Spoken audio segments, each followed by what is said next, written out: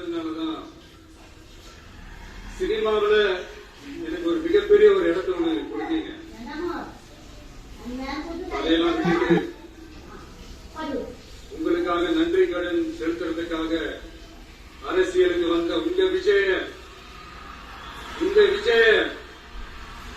நீ வா விஜய், நாங்களா இருக்கோம், பாத்துக்கிறோம். விஜய் தம்பி நீ வா, நாங்க இருக்கோம். விஜய் தம்பி நீ வா, நாங்க இருக்கோம்.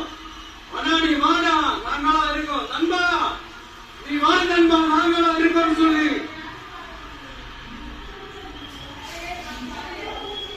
அவ்வளவு அன்பா அவ்வளவு உறவா கேட்டீங்க.